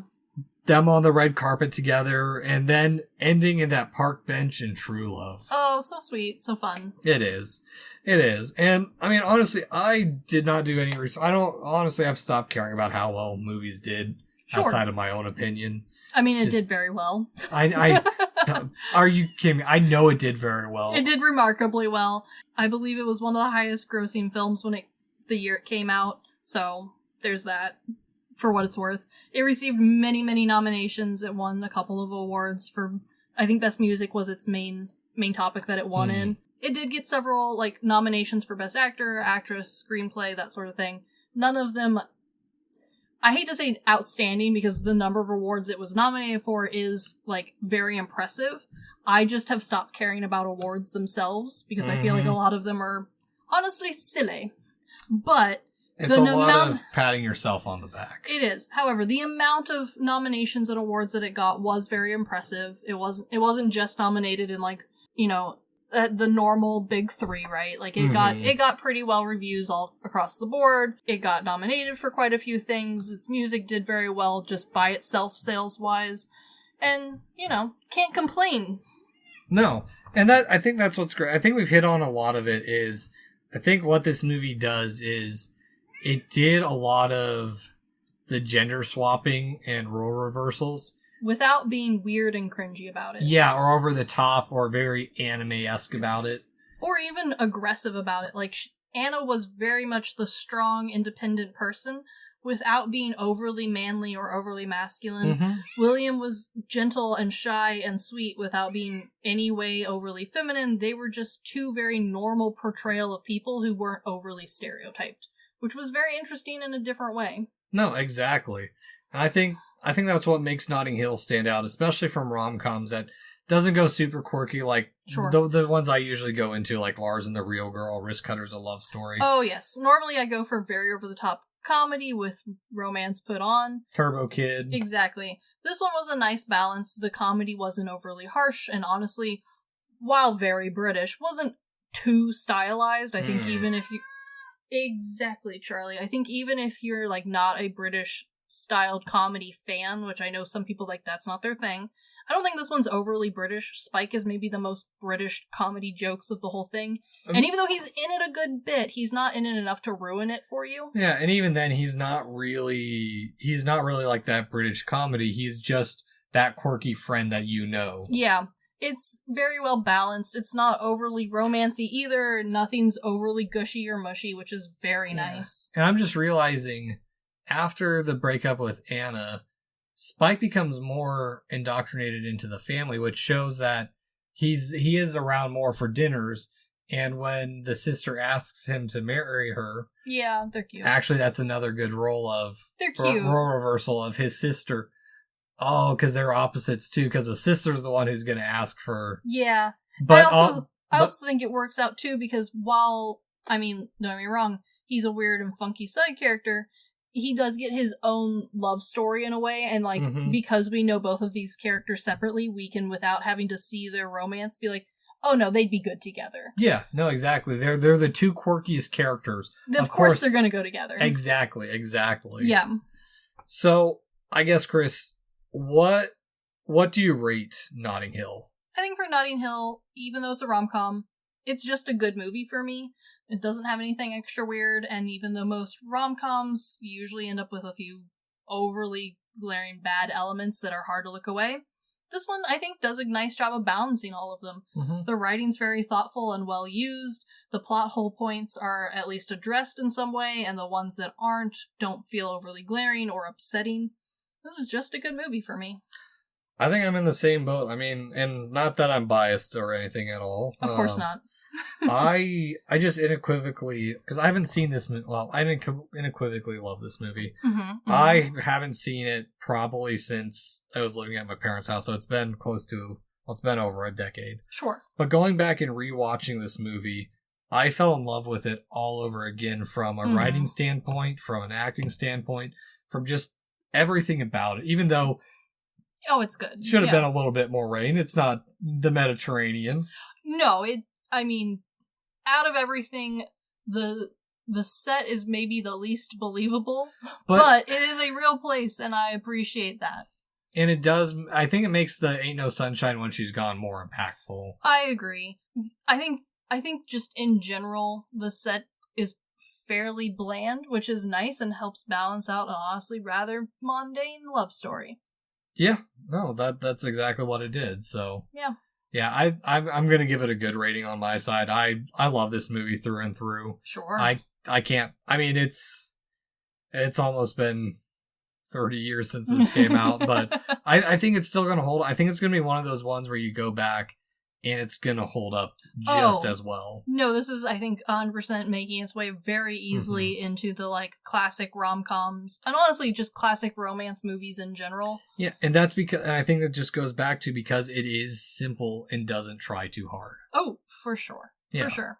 It's elegantly done. So would you recommend Notting Hill, Chris? I would recommend Notting Hill. I understand that rom-coms aren't everybody's thing. They're normally not mine. However, this is a very good one, and if you are in a group that is insistent on a rom-com for the night, this is one you should throw out there, because at least everyone will enjoy it. Yeah, it'll break up your husband's 51st dates. He loves this movie. Oh, does he? Oh my god, of course he loves this movie. I forget how much your husband, rom-com is his genre. It truly is, despite the fact that he honestly doesn't watch very many new ones. For good reason, too. Yeah, I won't lie, it's hard to find good new ones. This one... pinnacle. So good. Yeah. I'm in that same boat. I 100% recommend this movie. If you haven't seen it in a while, go back and rewatch it. Oh, for sure. This is a great rewatch. There's a lot that you probably have forgotten or are going to enjoy watching again. Exactly. So, but it's that time of the show, Season 6 Bingo. New season and a new game. Well, kind of new season. We're getting closer to the halfway point. Chris and I are playing bingo, and you can too. Rules for the players are simple: 1 stamp per card per episode.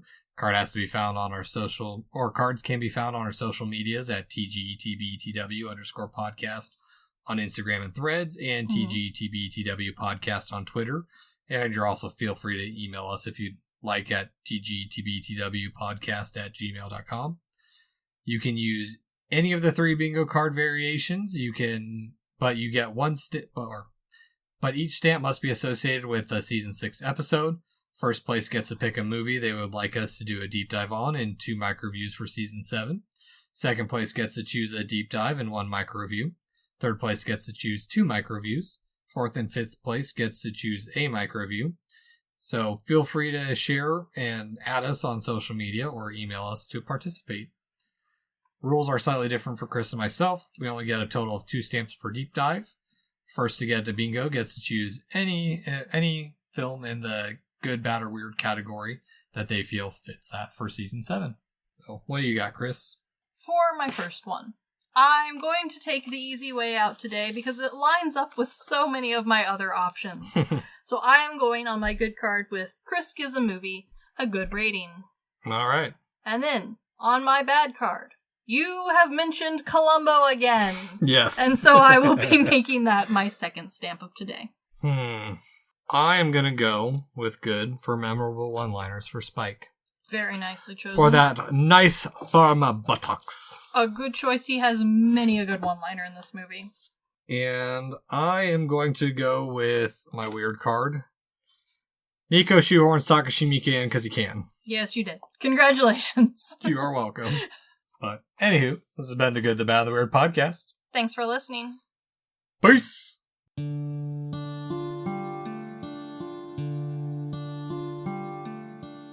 Thank you for stopping by this here town of the good, the bad, and the weird.